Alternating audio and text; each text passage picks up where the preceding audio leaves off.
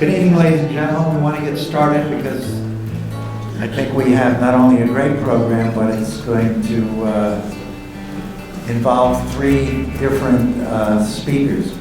Amy Halloran and our local village historian, Mark Cheshire, followed by my son, Tor Oshner.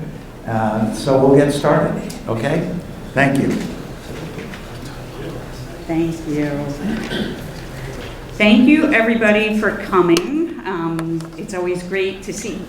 People don't think flower is worth much of our attention. I'm looking for the clicker. So it's always nice to see a full room. My name, as you will see, is Amy Halloran. I wrote a book about bread. Tor is my first chapter. And so that's how I'm linked to the Friends of the Friends of Croton. There you go. Because of Tor. But I have been linked to flower for a really long time. Luckily, my mother saved this autobiography, not knowing that I would have this high-paying career in preaching about pancakes and flour. I always had a lot of attention to give to pancakes, but once I found fresh flour about 10 years ago, it was a mild obsession, and then whatever the next level of an obsession is, out of control. And I eventually had to write a book. This is a stone. I live up in Troy, New York, a couple of hours from here, and this is the stone that got me thinking, why the heck don't we grow our flour around here anymore? And then all of a sudden, a year later, I was finding some of the flour that is grown here. This is soft white wheat that Tor grew out in his farm in Newfield. And this is that same wheat in the fall. It's planted. We're talking about grasses. We eat the seeds of the edible seeds of certain grass plants.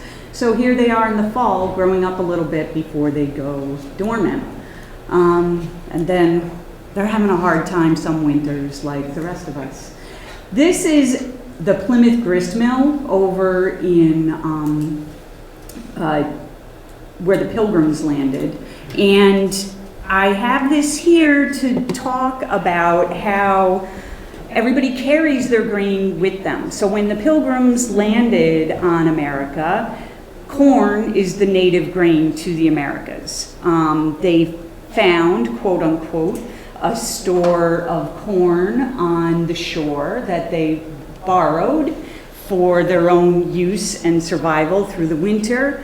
The next year they planted more corn with the help of Native Americans, and they planted their own rye and wheat that they had brought from England. The wheat did not do so very well in coastal New England, but the rye really took root. And rye and corn became the most common grains in America until the Great Plains were opened up and we had the breadbasket. So lots of variations of cornmeal rye, or even rye breads. If you look at old cookbooks, you can see tons of references to them. This is what we ate. We ate what was near us. There wasn't a supermarket that presented us a smorgasbord. We had choices based on agriculture. And the opening of the Great Plains was really begun by the Erie Canal. And so here we are in New York, and the Erie Canal was a very debated piece of infrastructure. It was the engineering school in America. We didn't know how to build a canal. People went to England and France and studied how to do it, and then came back to build this canal. But before there was any money to do the canal, nobody wanted to pay for it, same as now. And it was a real grassroots effort undertaken by a flour merchant named Jesse Howley.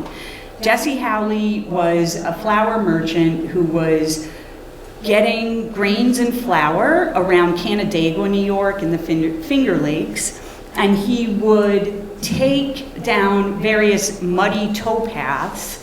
He would bring flour down, and he eventually went broke.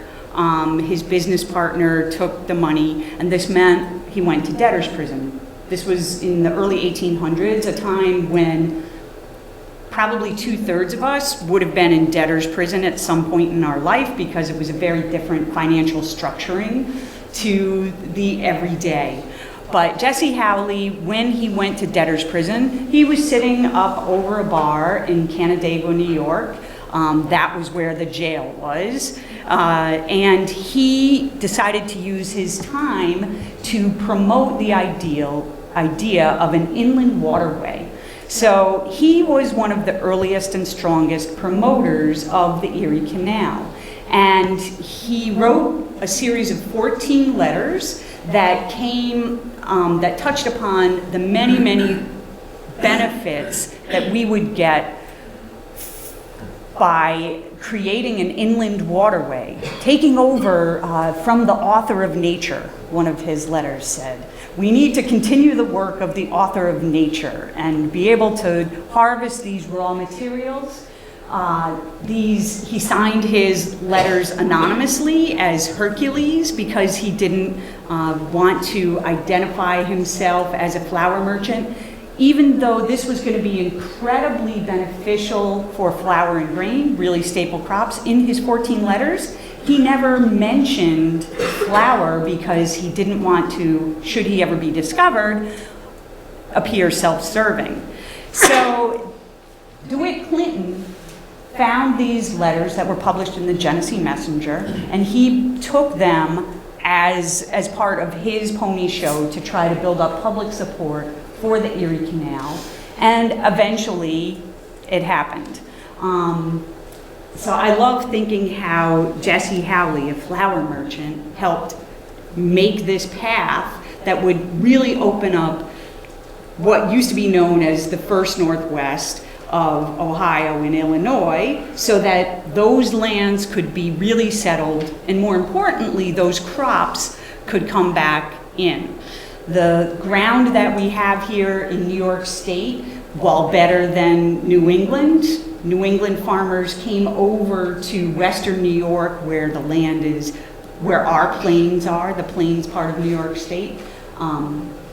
They came over. Jesse Howley was a New England export who came for better ground.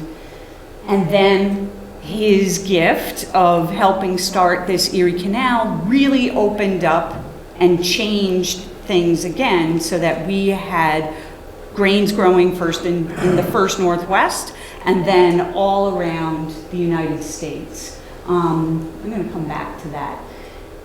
And here I put together these figures to show that there is still some production of wheat in New York State. 90,000 acres were harvested this year. But when we look back to 1866, there were 570,000. This is as far as USDA keeps the data. We really peaked in 1880, and that is representative of, even though Erie Canal was 1825, and we had the milling center in Rochester probably going till about 1850 or 1860 as being the real central part. I'm going to jump around a little bit. Here is a little numbers map of how the grain centers developed in the United States. So New York City, in our very prosperous, merchant-minded Dutch founders, were making a lot of wheat and milling it and exporting it to the West Indies and elsewhere. But by 100 years, Philadelphia was really the milling center. And that's where, until really 1805, when the settling around Baltimore and Wilmington, incredible water systems there enabled them to take advantage of the water power for milling. That's going to jump to there. Richmond was never really a milling center, but I put that there because Virginia was an incredible export state for grains, specifically wheat and rye. New York City reigned supreme again for a brief moment after the Erie Canal. The Erie Canal was so significant in its effect on the grain economies that what used to cost $100 a ton in transit went down to $10 a ton. So it really made things affordable and really allowed for this shift from Philadelphia winning the game in terms of exporting goods to New York City, the Empire State, and the grain that we grew and our flour is what made us the Empire State.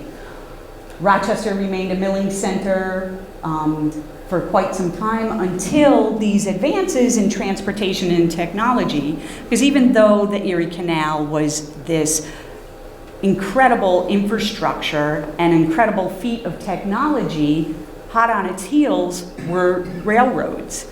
So just as soon as the canal got built, there were railroads happening, and there's even better land for grain growing around all these areas, and the milling centers were always shifting to suit that. Minneapolis is where Pillsbury was founded, and the 1870 is a really big number and kind of before and after. Most of the milling that happened in America before Minneapolis became a center was stone milling, like that big stone that you saw at Plymouth. Minneapolis is the marker for when we shifted to roller milled flour, which is a much more efficient way of making flour, but I don't think as good a way. You can really produce a lot of flour, but you can lose a lot of flavor because you can more easily strip away the bran and the germ, which are the parts of a kernel that have the fat and the flavor in a grain. So once we get to 1870, it's really the beginning of everything being white flour, not everything being white flour, but white flour being available and affordable and having gluts on the market. 1890 in Kansas. Has anybody heard of Turkey Red? So Turkey Red was, you'll get your gold star later. Turkey Red was brought over by Mennonites, and the railroads in Kansas specifically sought people to settle the plains. So they went to the Russian-Ukraine plains to get people and their grains to come over, and that's where the Turkey Red wheats that are now at the genetic basis of most of our wheat crops in America. In Canada, it's Red Fife. Turkey Red and Red Fife are these hard red winter wheats that withstood the harsh winters of the plains and gave farmers and farming an opportunity in a climate where it was impossible to plant in the spring. Minneapolis, it went back to, the winters are too harsh there for anything, so they went back to that spring wheat that was planted that helped build up the milling center there. But Kansas is really about Turkey Red and the bread baskets and how we began to be able to have a lot of wheat in the country and get away from cornmeal rye beginnings. Buffalo has a good history with wheat, and those 90,000 acres are soft red wheat that were harvested in 2019 that I showed you on the chart. They're in Buffalo, and while Buffalo is not a milling center anymore, they are, that's where we still make Cheerios. Has anybody ever smelled Cheerios in Buffalo? Yes. Yes. Pop-Tarts too. I don't know, the Pop-Tarts you don't smell as much as the Cheerios, but there's still some manufacture of wheat products here in our state. So with these histories, and I know I have probably gone over my moments. Okay, so that's sort of a fast cafeteria-style look at how the milling centers have shifted to create centralized grain growing and processing in America, and created a real invisibility so that I could have, 40 years of being dedicated to using flour on a daily basis and not have any curiosity really about where it came from, until I got a cookie that changed my life. My husband was hanging some lights for people in Connecticut, and he came home through the Taconic and bought me a cookie.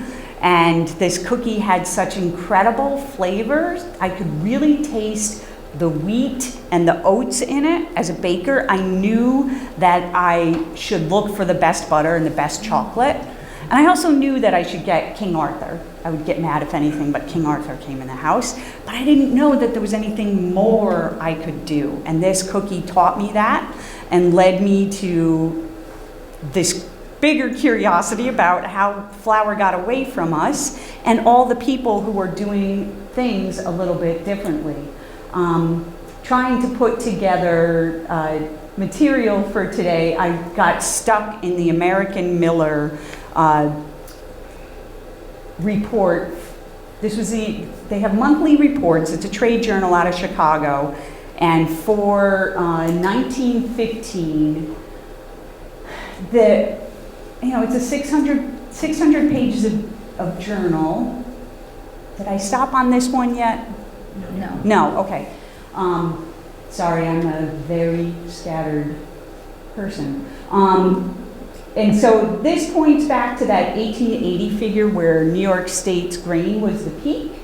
And I'd love to show you this. Grain is about the first in the States, and a lot of hay, a lot of potatoes, hops. Madison and Oneida have kind of a hops craze going on now again. And that's an echo. There's a little bit of information about the grapes here too. So this is a hilarious indication of how varied our brains and culture can be in the giant American states. This says, where buckwheat reigns supreme. And granted, this is millers talking to millers, but they say nothing could be more appropriate than that the American eagle should be depicted as holding a buckwheat cake in its talons. I mean, that's only 100 years ago, but isn't that the most ridiculous thing you've ever heard? I mean, it goes on to talk about your test of your Americanness is whether you eat a buckwheat cake with fervor. So, we're really, really far from hamburgers here. But we're really close in time. It's amazing to think how much things have changed in how little time. And yet, in this era, now this is her name is Amber Lamke. This is a grist mill up in Maine. And my book is a series of portraits of people who are doing new projects in grains. Tor, like I said, is my first chapter. He and the bakery and the mill, Farmer Ground Flour, were so welcoming to me that I wouldn't have had a book if I couldn't just ask as many dumb questions as I wanted to them over and over again. They were my first and my last interviews, and it really helped me see what was going on and be able to ask more intelligent questions of people that were not so friendly. Not to say Amber is not friendly, but at any rate, this is a mill up in Maine that has anybody read Empire Falls or seen the movie, Richard Russo's book about down and out mill town in Maine? That's based in this area, and shortly after, which is Waterville, Skowhegan, Maine, and shortly after that movie came out, a group of community folk wanted to have something new for them to be known for, because that was a very dour portrait of, burnt out industrial city. So they started a kneading conference, KNEADING, and it's a bread and oven conference that eventually, that was just happening the last weekend in July, but now there's a mill there in the former jail. So they've taken this old county jail, what better emblem, active metaphor to take something where people were parked to have something that creates potential for growers to grow and process crops on a much, much different scale, not send them to one of the milling centers elsewhere. There's only 183 mills listed in America these days. We used to have so many mills that each area had its own mill. How many millers do you know? Everybody knows a lot of millers. The post office had to change places that were named Miller because there were too many of them and they couldn't deliver things to. So I'd like to have that problem again, that we have too many millers around us. I think it's a really fantastic way to get very, very tasty, flavorful food into our daily bread and pancakes. I'm going to close here with a little image of another Maine mill. And this is just a super small farm project, but it's one man working the land to have, he grows strawberries and he grows grains. And these are some of his pretty packaging. And I thank you for your time.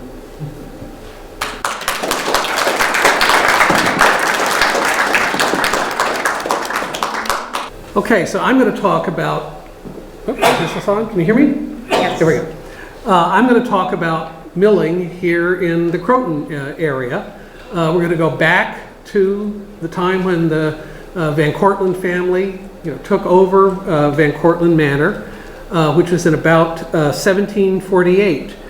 Pierre Van Cortlandt inherited the Cortlandt Manor, and he started to diversify and organize his lands to try to develop income-producing tenant farms.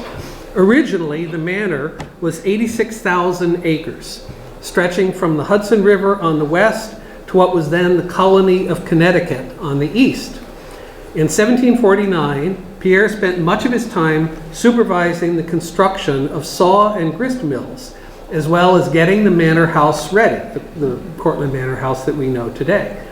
To increase his income, he built mills near Peekskill and on a stream north of the manor, what today we know as Furnace Brook. That's where the original mills were, on Furnace Brook and in the Peekskill area. This is a detail of a much larger map that was published in 1776 of part of the manor of Cortlandt. And it shows what was then called the Old Mill Stream, which was today Furnace Brook. It also shows the Cortlandt Mills, a newer mill that Van Cortlandt had built on the north bank of the Croton River. Like most early maps, there are many distortions and inaccuracies, and this one shows the mill located on a stream coming into the Croton River from Calabaw Pond, which is not the correct location. This is part of a much larger map, and there were all kinds of things that were wrong with this. This is a later map. It's a hand-drawn British military map, roughly about 1779, and it's much more accurate. It shows the manor house on the left and the ferry house on the right from today's Van Cortlandt Manor. And then here, further upriver, was what was called New Bridge, a wooden bridge built in 1779 by George Washington's troops. It was probably located where Quaker Bridge is today. And downriver from the bridge was the Van Cortlandt Mill, located on the north side, that is our side, of the Croton River, below Silver Lake swimming area, and on the upstream end of Fireman's Island. This mill, as well as Pierre Van Cortlandt's other mill in Peekskill, made flour to feed Washington's troops during the Battle of White Plains in October 1776. At a meeting on October 24th, 4 days before the battle, the Committee of Safety resolved to, quote, purchase 8,000 bushels of wheat for the use of the Continental Army. And they ordered Henry Schenck to, quote, use the utmost expedition in sending down the above wheat to the mills of Colonel Van Cortlandt at Peekskill and Croton River. They further resolved that Colonel Van Cortlandt be directed to keep both his mills constantly at work, day and night, in making flour for the Continental Army. These are photos of the possible sites today. It's really impossible to know precisely, but the bottom one is located near the upstream end of Fireman's Island. And again, these are on our side of the river, not the sort of Ossining, not the south side of the river. And the top one is located opposite the middle island. And you can see the stone walls that could be parts of foundations of structures that were there. But again, it's difficult to know because the maps were not precise in those days, and unless you get a professional archaeologist who comes in and digs in, it's really difficult to know for sure. After the war ended, when the economy recovered, the population of the manor of Cortlandt increased, and so did the farming and milling. This hand-drawn map of the manor was made in 1797, 14 years after the Treaty of Paris that officially ended the war. Fortunately for us, all the mills are indicated on the map. So we know there were 21 mills in the manor of Cortlandt at that time. Some may have been sawmills, and at least one was a forge, but the majority were for grinding grains. And as you can see, they were all over. This is Croton Point, so these are the mills that we're going to talk about. There were 3 mills on, this is Furnace Brook. Here we are up in Peekskill and Ansville Creek. This is Hunter Brook going up into Yorktown, and then the Croton River coming along and tributaries of the Croton River. So it was quite something, a really explosive growth after the war. So this is the detail from that same map showing the lower Croton River and Croton Point. And so here are the 2 mills that we're going to talk about. I'll explain why there are 2 in a minute.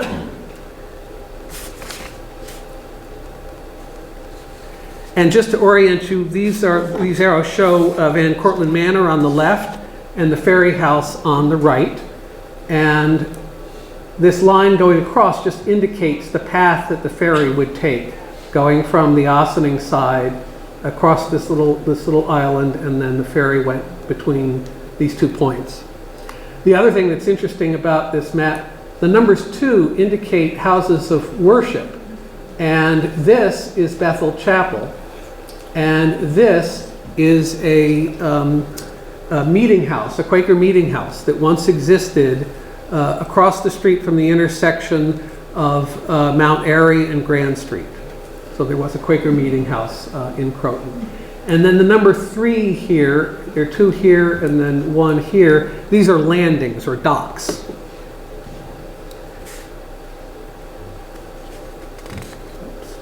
Okay.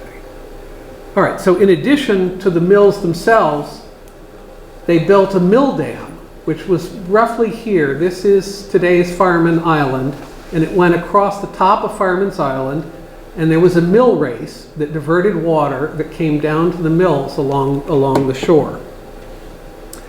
The dam was built of timber and stones to power water, to power the mills.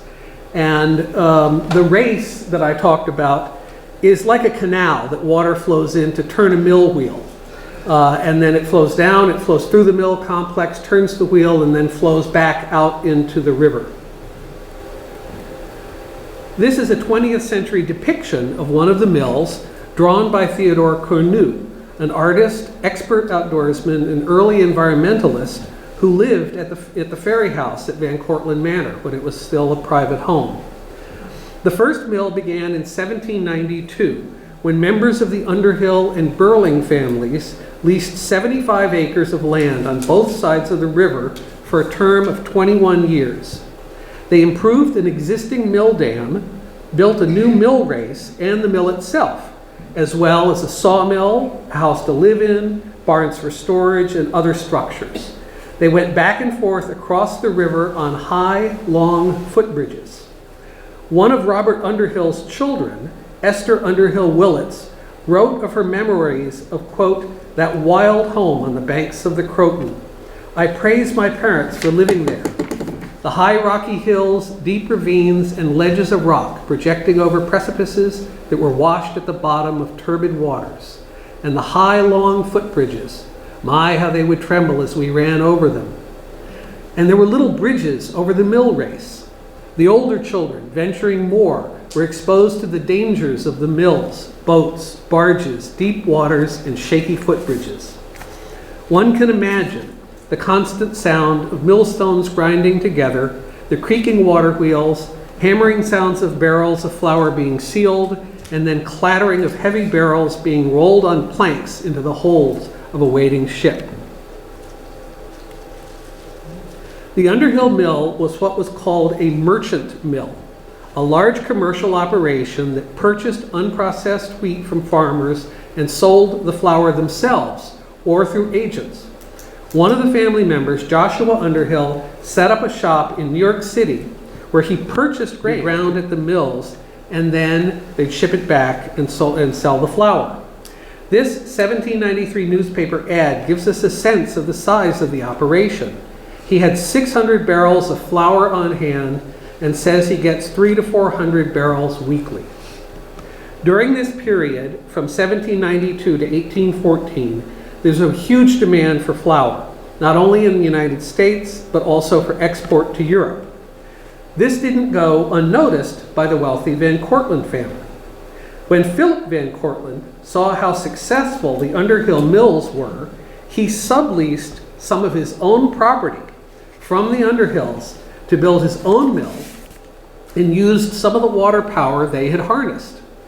In 1795 or 1796, Philip built a bigger and better mill based on the work of this man, Oliver Evans, who's considered the father of mechanization. Evans received one of the first patents issued in the United States. I believe it was patent number 3, signed by President George Washington and Thomas Jefferson as Secretary of State. And he received it for a water-powered, fully mechanized mill.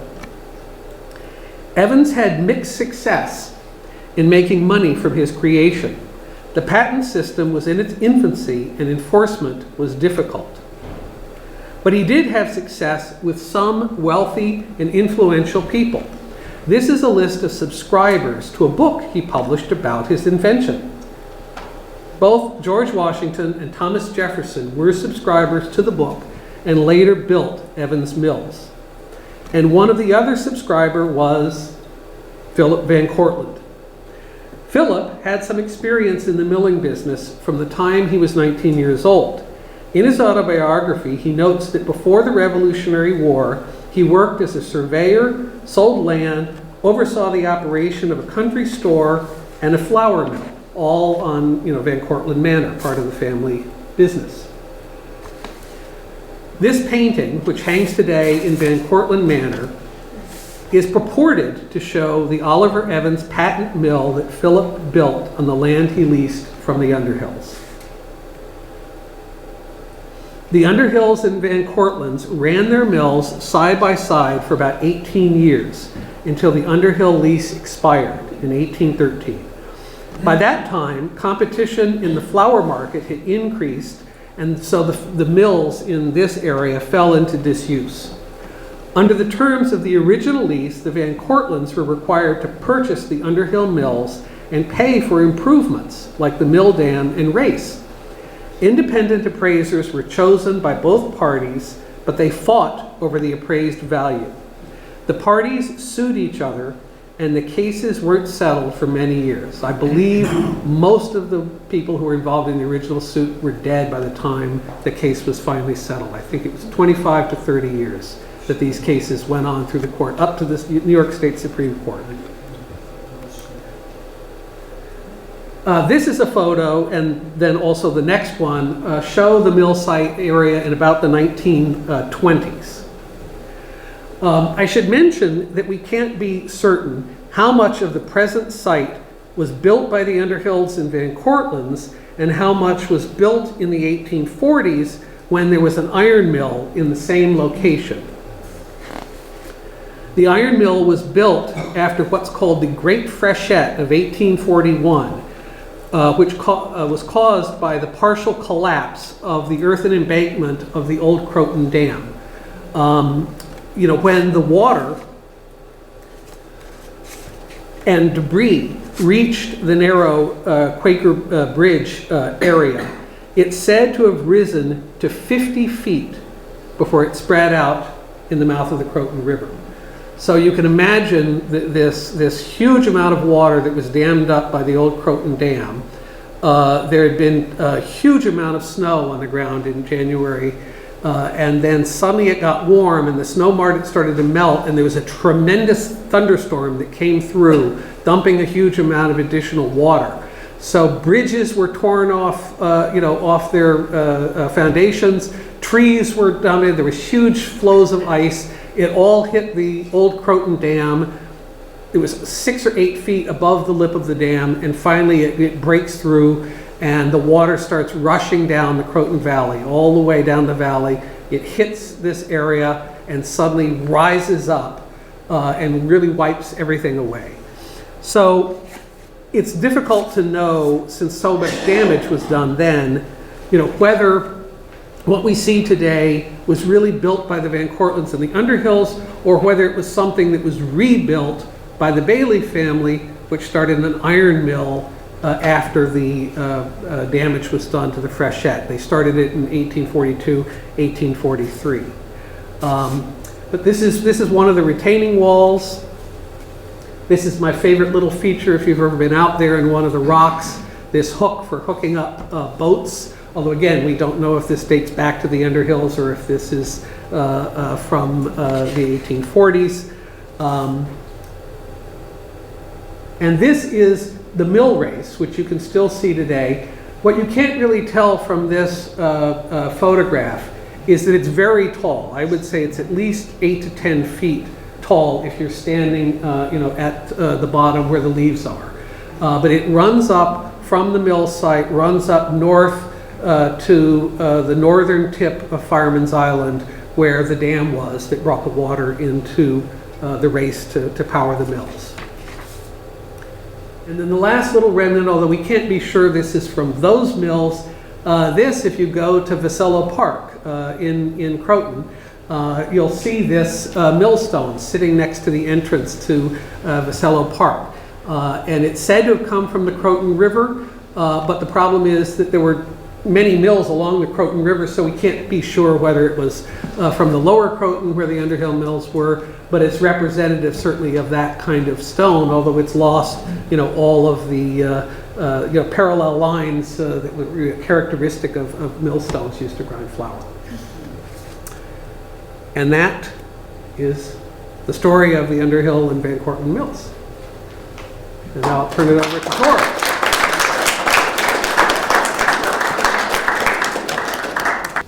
So hi everybody.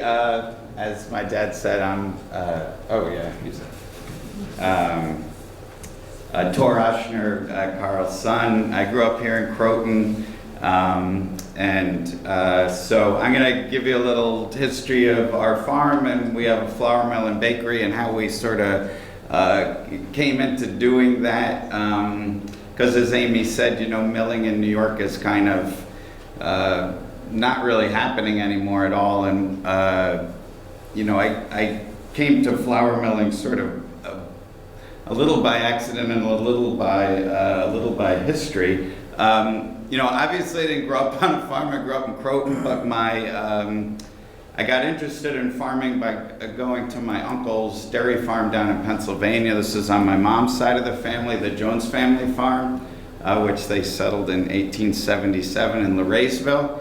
And through those summer trips, I got intrigued with farming and sort of at an early age contracted a classic case of farming disease. You could see the epidemiology of it right there. Unsuspecting suburban kid being me getting the vector from the corn. And at that point, I was kind of sunk. And secondary pathogen was my uncle's tractor. There's my cousin on there with my brother and sister and me. And Tell them about the tractor. yeah, quickly. So my uncle died and the farm went out of business when I was in my early teens. And later, about 2 years ago, I was selling rye seed, and this guy from Pennsylvania comes to the farm, and I see he's got Pennsylvania plates, and I'm loading them up, and I said, "Oh, where are you from, Pennsylvania?" And he said, "Oh, near Laraysville." And I said, "Oh, wow, my uncle used to have a farm there." He said, "Well, what's his name?" And he said, "Cecil Jones." And he said, "Cecil Jones, you serious?" And I said, "Oh yeah, I got interested in farming. I rode around on his 2510 diesel, that tractor." And the guy tells me, "Well, you're never going to believe this, but I own Cecil Jones's 2510 tractor." And so I don't want to get into the whole story. I own Cecil Jones's 2510 tractor now, so this family heirloom is at my farm working once again. So anyway, so I got interested in farming and went off to college, studied agriculture, got into fixing VW Audis, and that was sort of my way in, repaired cars and started a small farm in '93. Did 3 acres of vegetables on the side, kept building my acres up slowly, and then started farming full-time in 2003. And from the 3 acres, we're now doing 1,200 acres, and it's all certified organic. So there's where my farm is. It's in Ithaca, which is up in the Finger Lakes. I mean, we're about 5 or 6 miles outside of Ithaca and farm land around that area. So here's just a couple pictures of the farm so you can kind of get a sense of it. These are grain silos. There's a picture kind of looking the other way. I bought this farm. The only thing that was on this farm was this one barn, and it was collapsed, and we rebuilt it and then just slowly built the farm piece by piece. This is some of the crops that we grow on our farm. Hard red spring wheat, hard red winter, soft white winter. Hard and soft in wheat refers to protein content. So hard wheats, which are for bread, have high protein. Soft wheats, low protein, are for pastries and things that you want to be fluffy. Corn, oats, rye, buckwheat, red clover, spelt, emmer, which is an ancient grain, and so is spelt. And we also grow Japanese millet and hay. What's spelt? Spelt is one of the early ancestors of wheat.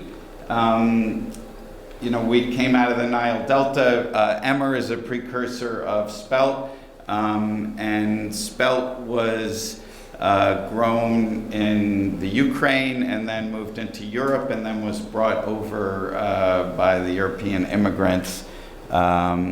And it's lower in gluten than wheat, so a lot of people that are gluten intolerant can eat spelt. It's got a really nice nutty flavor and is used in breads and pastas and things like that.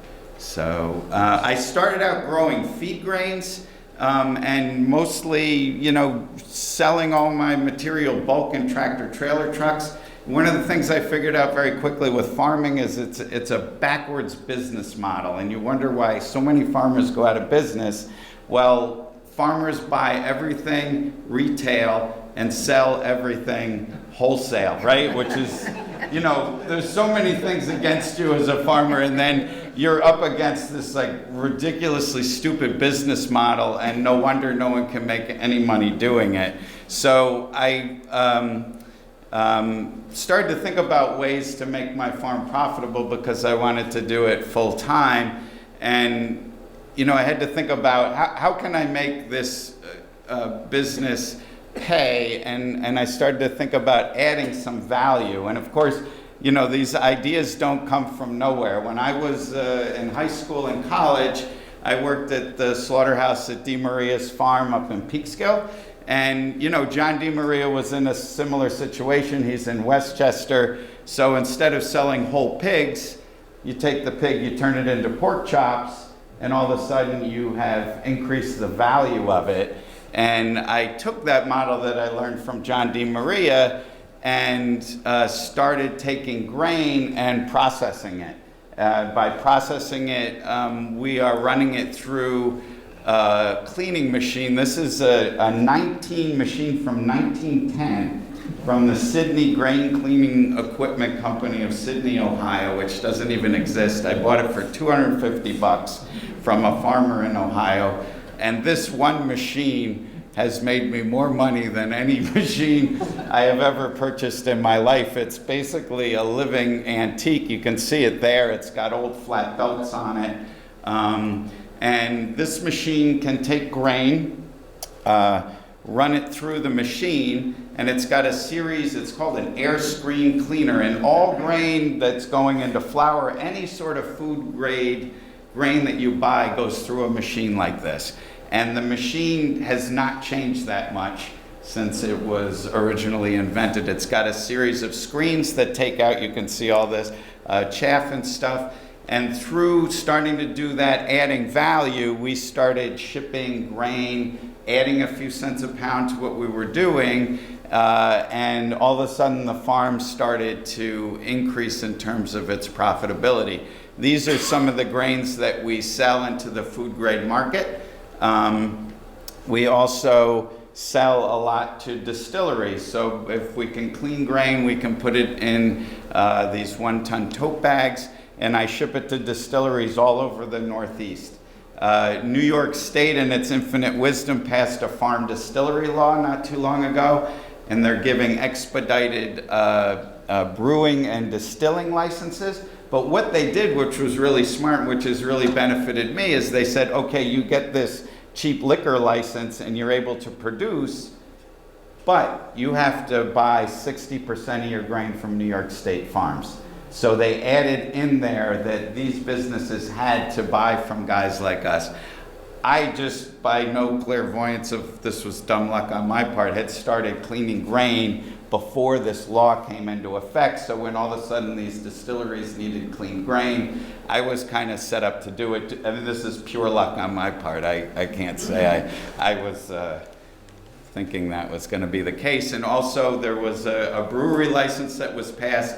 These small malt houses started opening up to take grain and sprout it for the brewing process.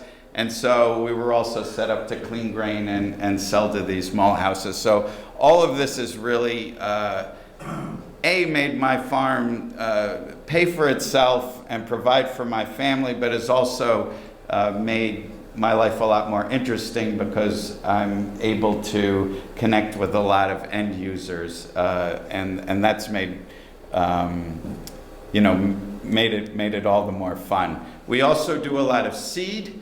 Sell seed to other farmers. We also clean seeds for seed companies. These are some of the crops that we grow for seed: wheat, rye, oats, and red clover. So once I got into that, I started thinking, how can I increase the value even more? If you look at a bag of flour that costs $1, the farmer's probably getting 2 or 3 cents out of that, right? And most of the money in agriculture is made by the processor. And most farmers don't want to be bothered with this, but I started thinking about, what's the next step in this? How can we expand what we're doing a little bit? And I started to think about flour. I mean, again, the same way John DeMaria was an influence on me, and you never know who's going to be an influence. This is my grandfather, Carl.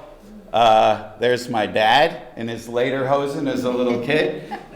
He came over from Xylemine, Germany. He was a trained baker, came over to the United States, and he was the baker at the Sing Sing prison.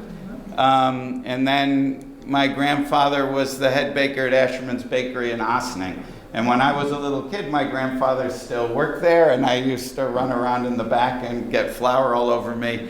But you know, I never thought, even when I was grain farming, that flour was made out of grain. I mean, this is the same thing Amy's talking about, and it all sort of hit me that, oh my gosh, all this stuff that made my grandfather's livelihood, I could be involved in this. So out of that came the creation of Farmer Ground Flour, which is our flour mill, and then later Wide Awake Bakery, which is our bakery. Farmer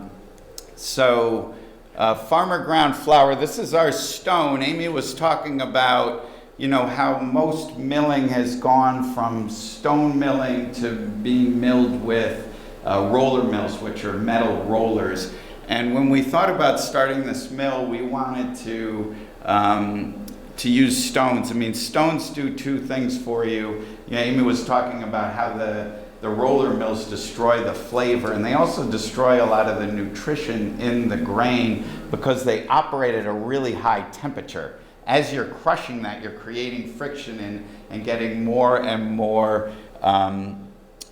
heat buildup. And stones mill a lot cooler, and you get a lot better flavor, and you get all the nutrients intact at the end. So this is not the fastest way to make flour, but in our minds, this is the best. So we have these mills that are made out of Carolina pink granite, and these are called furrows. The grain comes in the center here, goes up through the furrows, and gets ground between the two stones. One stone is called the bed stone. The bed stone is stationary, and the other stone is the runner stone, and the runner stone is turning. And instead of water power, we have 30 horsepower electric motors hooked to these.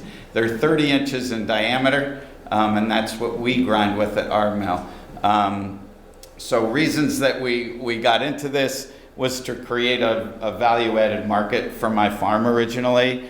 And then sort of in this whole locavores movement where people are trying to find local meats and local vegetables and all these things are available, flour was just not available because the whole milling infrastructure in New York State was gone. There was nothing happening. So there was, when we started this thing, New York City Green Market really pushed us to get this mill up and running because they wanted a local flour. And they helped us out a lot by creating a law at the New York City Green Market that if you were going to sell bread at the Green Market, you had to use 10% New York State flour in the breads.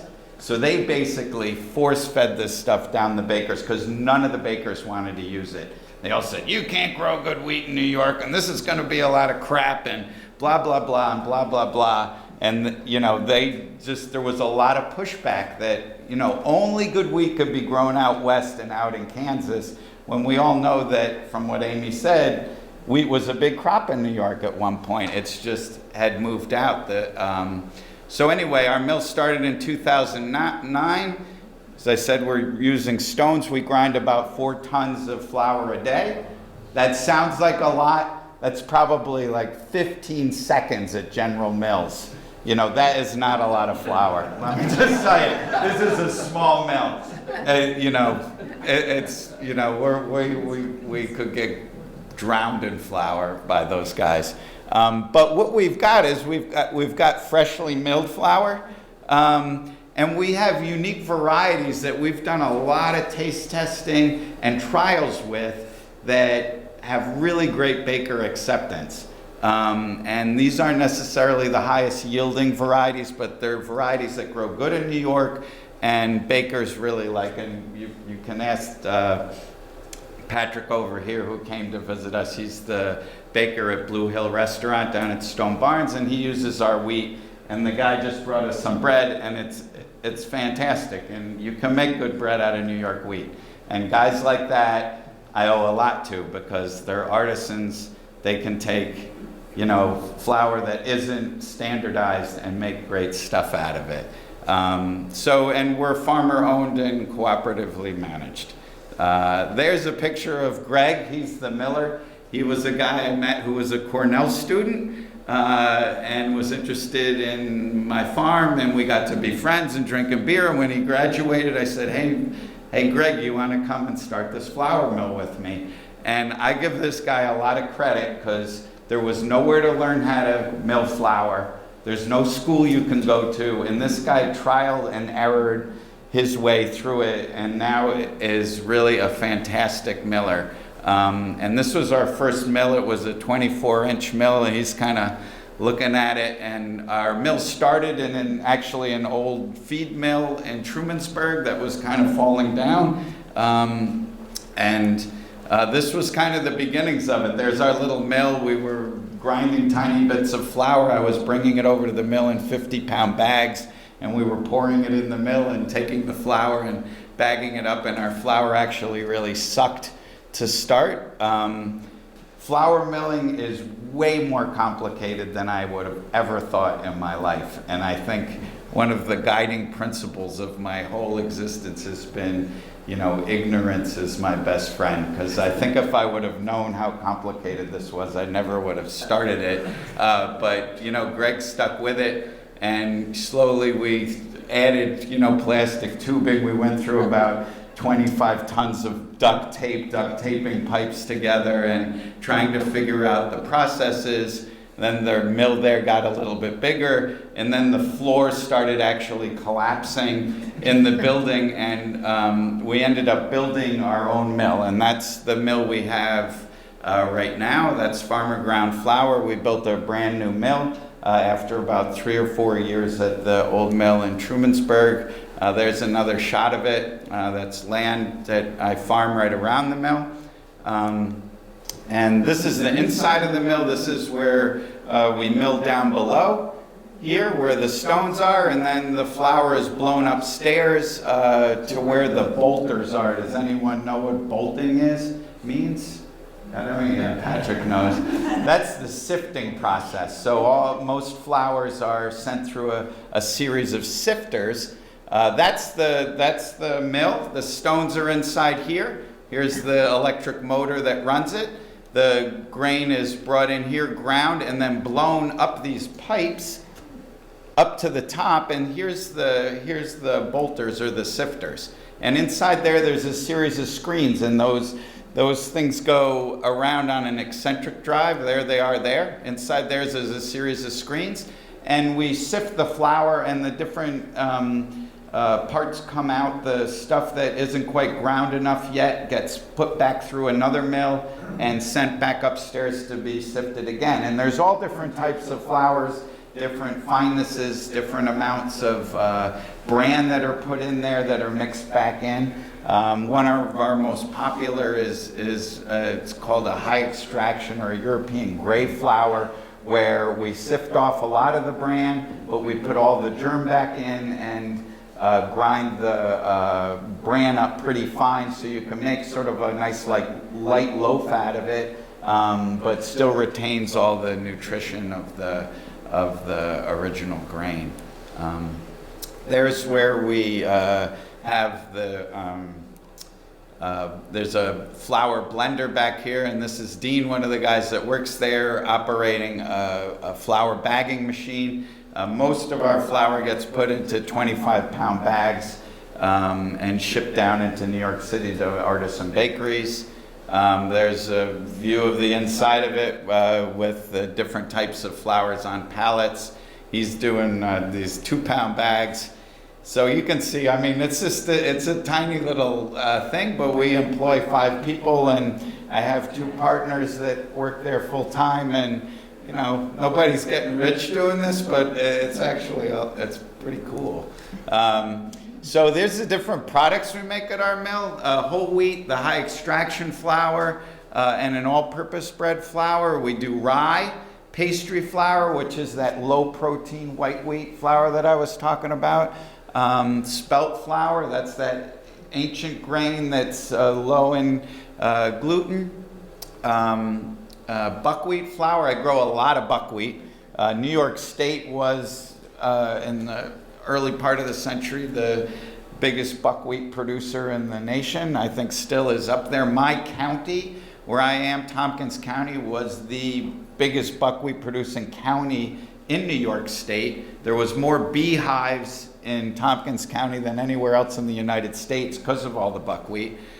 We have polenta and cornmeal that we grow. Polenta is a really big seller for us. And then the emmer flour we use a lot for pasta blends. We sell to some pasta companies in New York City. Emmer has a really elastic gluten, so it can be stretched really far without breaking. A lot of the real top pastas in Italy are made out of emmer. And then we do custom blended flour. You know, we're so small that a baker can say, hey, could you do this for us, or make it a little this way, or blend a little more of this type of wheat into it, and we can do that, and we appreciate the feedback that they give. So these are different markets we have for our flour. Green market obviously is a good one for us, but you know, really the bulk of it is bakeries, and these are some of the bakeries that we work with down in New York City, or Washers, which was one of the first ones. They're a storied bakery down there, and actually they were one of the first ones to take our flour and really work with it and try to give us a lot of feedback on how to make better flour. And those guys got a loaf of bread made out of our flour on the cover of the New York Times food section. And that was a big boom for us, because then it was like, okay, this bakery could make some good bread out of wheat grown in New York and milled in New York. And, you know, along the way, you need so many people helping you out to make any project like this happen. You know, I owe all these people a lot, and any success you could claim doing what you're doing. And we sell a lot to other CSAs in the area that want to have that as part of their food basket. And then, you know, obviously grocery stores, Whole Foods, the Green Star Market, Park Slope Co-op, which is in Brooklyn. That's I think one of the biggest co-ops in New York City. All their bulk flour we sell to them. And you know, these people are all really kind and really great supporters of ours. So I'm just going to go quickly through, because maybe you guys don't know how wheat is produced. Just going to run through it quickly. So here's us out. We're planting winter wheat. This is planted in the fall. And wheat comes up and it goes into about a 3 or 4 leaf stage by winter, and looks usually about like that. And then winter comes and it goes dormant. And winter wheats, during over the winter, it goes through this process called vernalization. And vernalization means that the dormancy has set into the plant, and that vernalization will allow the plant to put a seed head up in the spring.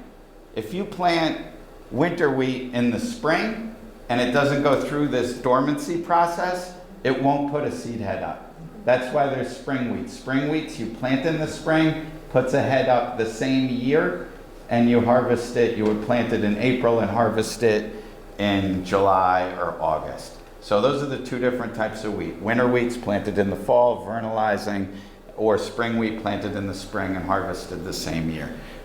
So this is winter wheat going into the fall. And then in the spring, there's this, as it warms up, there's this period called spring green up, and the plant really starts to take off. And hopefully you end up with a field like that. You can see I'm in an area that's pretty mountainous, and so I'm farming a lot of hillsides and difficult soils with lots of stones in it. But we're able to pull off some pretty decent crops there. Got no weeds. Huh? There's no weeds. Yeah, there's no weeds in there, and it's organic, so you can see that we don't really need these chemicals. This can be done. Anybody tells you different, then they're lying to you. This is actually spring wheat, a variety called Glen. And I'm there checking it pre-harvest to look for different diseases. We have a lot of diseases caused in New York by the high humidity. And so there's one in particular called Fusarium head blight that we're really conscious of. This back here is actually emery. Can you see how that's a lighter green? Yep. So, and then hopefully if we have any good luck, we make it to harvest and we go through with our combine. This is a Warthog hard red winter wheat that we're combining. And you can see there straws coming out the back of the combine. And underneath here, you see all this green. This is red clover that we've planted in with it. So as an organic farmer, we're always planting cover crops to keep the soil covered. Red clover fixes nitrogen out of the atmosphere through a symbiotic relationship with rhizobium bacteria and its roots, and that's how we get our nitrogen. So the plant actually takes it right out of the atmosphere, puts it in the soil. We'll plow this clover crop down after the wheat, and we'll plant something like corn in there that uses a lot of nitrogen and go through. I'm not going to get into our crop rotation, but that's sort of how we do it. And as we're harvesting it, you know, we're always checking and looking at what we've got there and taking samples. And the samples go to a lab to get tested for various quality things, any diseases it might have, or sprouting, or protein, or there's a bunch of other tests. When we bring it in from the field in trucks, this is actually corn, but the same applies. We send it through an initial cleaning process with this circular barrel cleaner.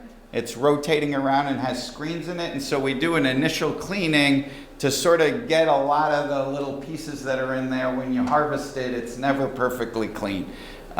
So this is kind of the initial phase, and then this is a machine called a crop dryer. A lot of times, certainly in New York where we have a lot of rain, the wheat has to be at 14% moisture to store and mill. This machine, we use propane and air to dry the wheat down. A lot of times when we harvest it, it might be at 19%, and we'll dry it in this machine to 13%. You can see this is corn in the fall, and we're drying it, and you can see the steam coming off of it. And then after that, it goes into silos. And once it's at storable moisture, we can hold it in those silos for up to 2 years if we're careful. That's Greg and I kind of looking over the wheat. He's given me a lot of feedback. You know, the thing I like about working with the flour mill is that, you know, by getting feedback from the guys and getting feedback by people like Patrick, it makes me a better farmer because they'll tell me of any quality problems, and then, you know, I can look at how I might correct those problems. And so I find that really satisfying. Our bakery also does in-house bake testing. So when the wheat comes in, you know, every year it's a little bit like wine. I mean, the wheat is never the same year to year. So every year when the crop comes in, we test it in the lab, but we also test it by baking with it because the proof is in the pudding. Sometimes you can have lab tests that don't look that good, and Patrick will tell you that, but it'll actually make a nice loaf of bread. So I have about 8 or 9 other farms that grow for the flour mill that I work with. I'm sort of the supply side guy for the mill. And so when all those farmers, we get those samples in, we go and we bake test with them to see what we've got there. And then those wheats are all blended together in a giant bin with this mixing apparatus. So this could be 3 or 4 different kinds of wheat from 5 different farms, and we'll put it in this bin, 5,000 bushels at a time, and we'll blend it all together. This thing goes around and around. It's like a mixer that you have at home, and it blends those wheats together. What we don't want is we don't want a lot of inconsistency. When we take that wheat out of the bin and send it to a bakery, they want it to be kind of the same. I mean, if it's a bad year, it could be the same shitty wheat, but as long as it's the same wheat, a good baker can adjust to it. So, you know, what we found was consistency matters with bakers. So this is sort of, you know, at the end of the value chain if we're talking about food, and, you know, how could we make that last little bit of money or provide that last little service? You know, obviously the last thing you do is you know, with flours, you're making bread out of it. So I ended up starting a bakery with a friend of mine who was a professor up at Cornell, actually, and a great home baker. And he was helping us figure out how to make good flour by baking bread and giving us feedback. Because as I said, we had no clue what we were doing. And so out of that, one night he was making such great bread. I said, hey, Stefan, why don't you start a bakery? You're fantastic. And Stefan quit his job at Cornell. He designed and built this wood-fired oven all by himself with another friend and started this bakery. And so Wide Awake Bakery was born. It's all wood-fired brick oven bread. As some of you friends of my dad have had this, I bring my dad bread every time I come down. We have a 350 member, it's a CSB, you've seen Community Support Agriculture. We started this thing, a community supported bakery.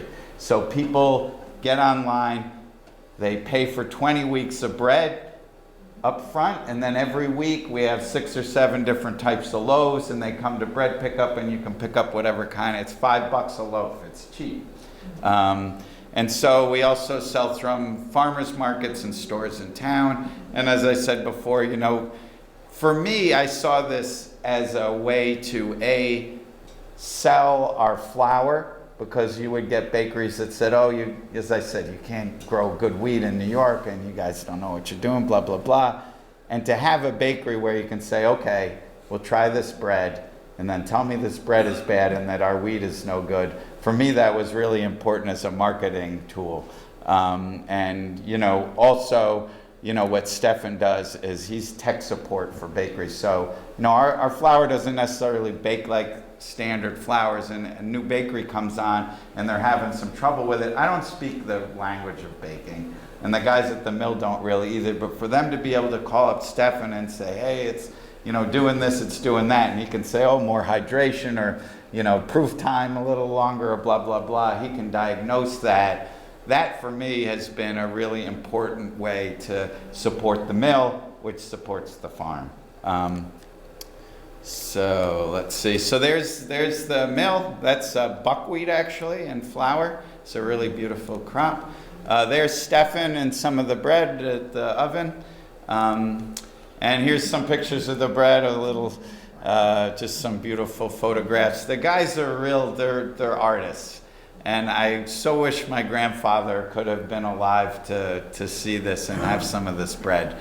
There's some of the other bread, and that's the end of the show. That's my sweetie Rachel. She took most of these pictures, and you know, then he's Smiling Farmer. You've got a Smiling Farmer's partner there to help him out, and I owe her a lot. She's been sticking with me through all this, and it's kind of an up and down battle, but we really do love it, and we have a lot of fun at it. So, and there it